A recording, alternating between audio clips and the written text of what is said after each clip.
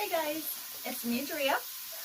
So, today I ended up spending a lot of time outside moving wood piles and a whole bunch of organizing and all sorts of stuff. So I didn't get around to finding a new recipe I'm cooking onions right now. So if I look a little teary, don't worry about it. Anyways, yeah, so I didn't have the time to find a new recipe for. I kind of just like wrote that off today. I decided I'm not going to do it. I am going to show you one of our favorite soups. It's super easy and it's super yummy, and it's a soup that it never goes wrong. If we have company over, if I'm taking it somewhere, I will do this soup because it's just a no-fail, absolutely delicious soup. It's called those onions are starting to get to me. It's called, what is it called? I'm drawing a blank. I might not pronounce it right. Toscana, Zuppa Toscana, something like that. Anyways, it's an Olive Garden recipe. It's a copycat of theirs, and it's super good. So it calls for 1 red onion, and I have got that. I think it's too hot for me to touch. But I've got that sauteing up right now. I don't know if you can see. So that's sauteing up nicely right now. I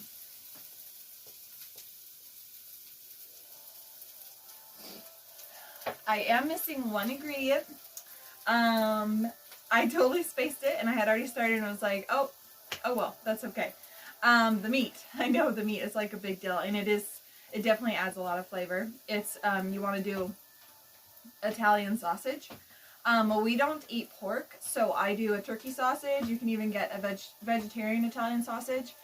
But generally I do like a turkey or a chicken Italian sausage, and it tastes delicious. I do meatless on our meals a lot, not like all the time, but I've gotten to do that a lot because Joel and I decided when we moved out here we were not going to buy meat any longer. We wanted to grow it all ourselves, and so we're decked out on a chicken. We've got tons of white meat and sometimes I get like totally tired out on it that I'm just like, okay, no meat tonight.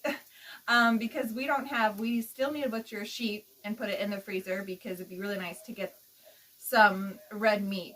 We don't have any cows ready yet to butcher. That'll be later in the future. We're hoping to get a sheep in the freezer soon, but so yeah, we kind of go meatless on a lot of meals sometimes, just because we've made that decision for ourselves not to buy any meat anymore. We'll just grow it ourselves. I have bought meat occasionally if we were having company. Like, I did do this soup the other day, and I bought the meat for it, the Italian sausage. But tonight we're having it meatless, and it will still taste delicious.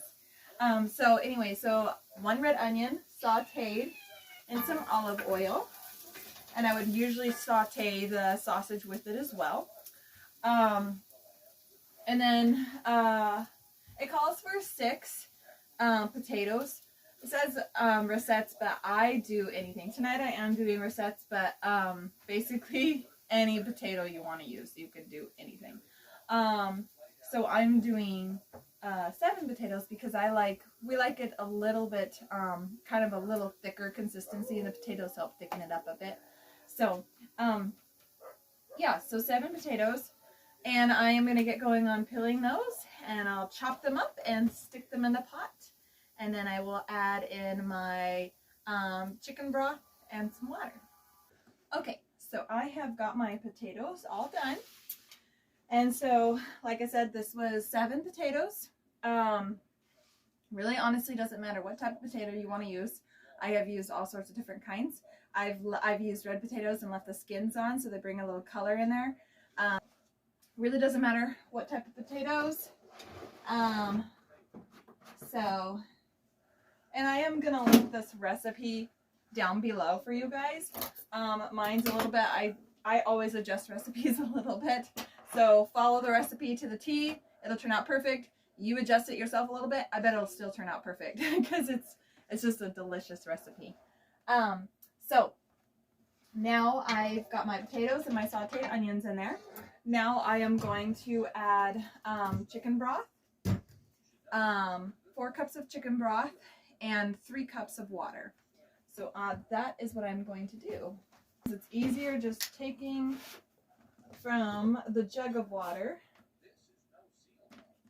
rather than the water filter.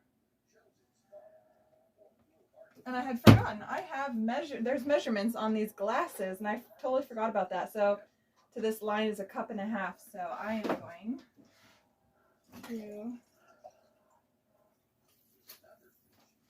okay, so I need a total of 6 cups of water, 4 cups chicken broth, 3 cups, 7 cups. I counted right. Anyway, 7 cups of water, 4 cups of chicken broth, 3 cups of water. Now I'm going to do my chicken bouillon. Get that boiling.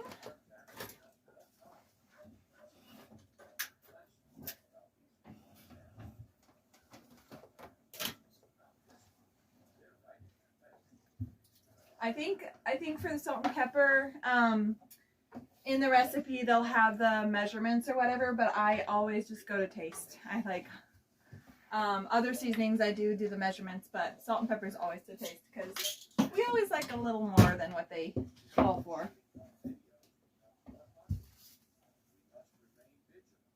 And then it does call for a little bit of crushed red peppers. You'll have to look at the measurements in the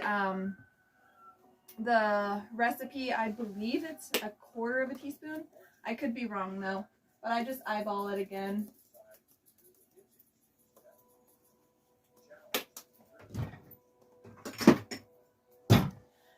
And garlic. I ran out of minced garlic, so I'm using garlic powder.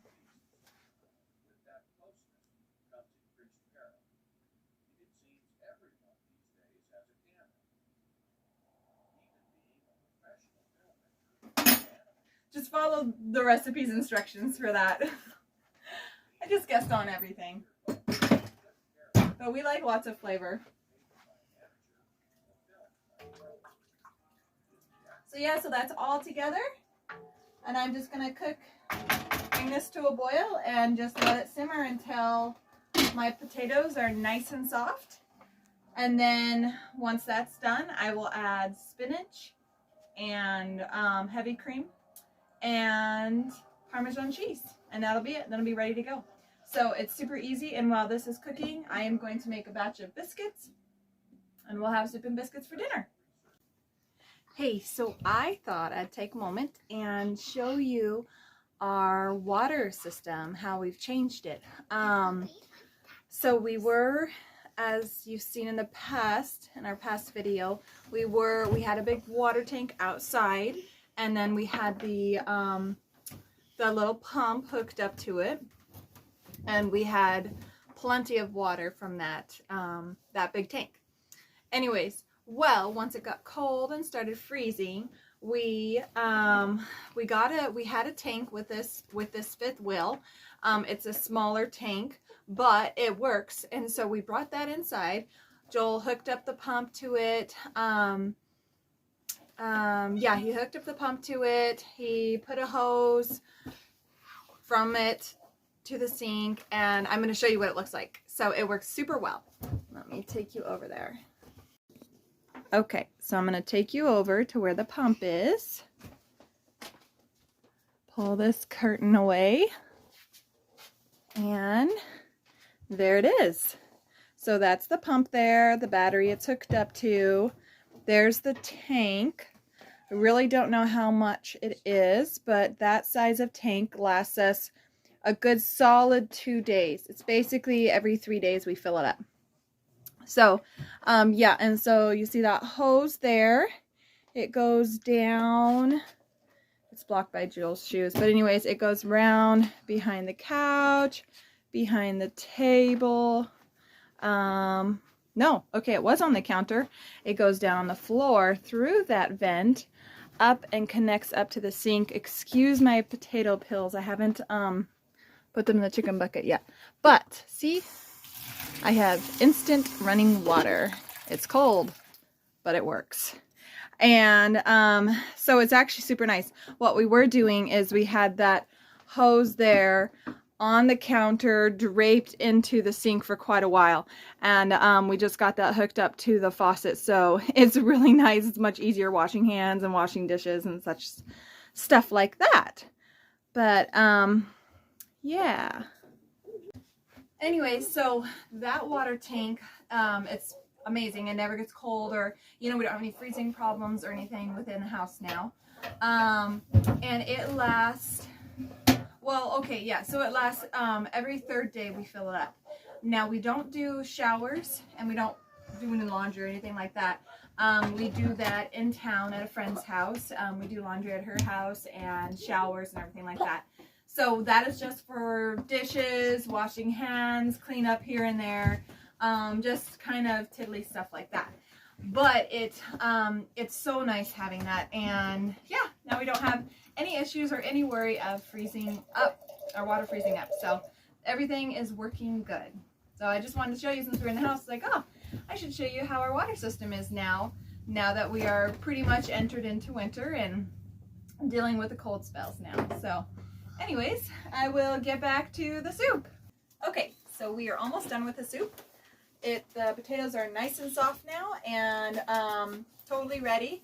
Now it does actually call for kale. We usually use spinach, but kale tastes good too. I have done it before. It calls for 4 cups. I'm not a measurer, so I do what I think looks good.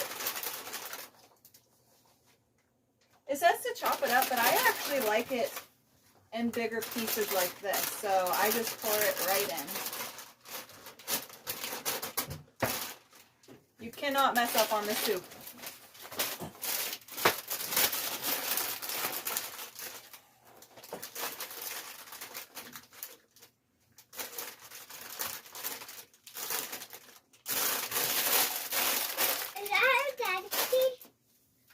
So I will let that cook down for just a little bit.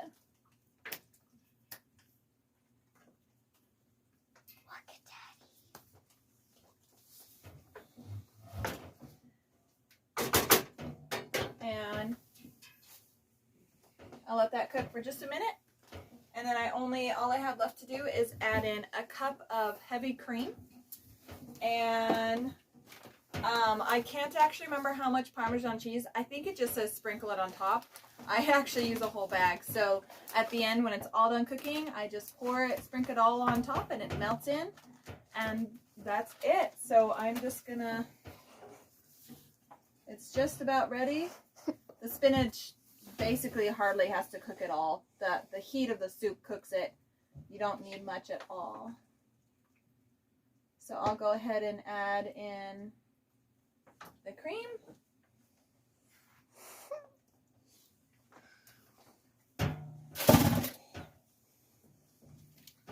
And then it gets a nice, yummy, creamy look to it.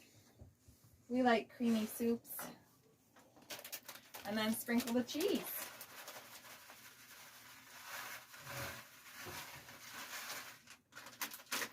Joel's home now, so it's a little awkward. I have a whole audience watching me right now. I'm just drooling after that cheese. I was a little late on dinner today.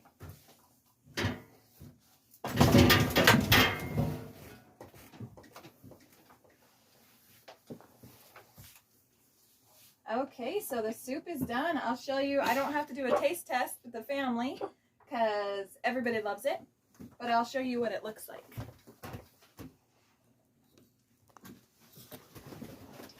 So there it is, a nice creamy soup, and the kids actually love the spinach. All the kids love it, which is kind of crazy, and it's really, really good to have spinach like that. So yeah, it's a yummy soup, and everybody loves it. I think the kids wanted to say hi though. Hi! So you guys have a good week, and we'll talk to you later. Bye. Bye.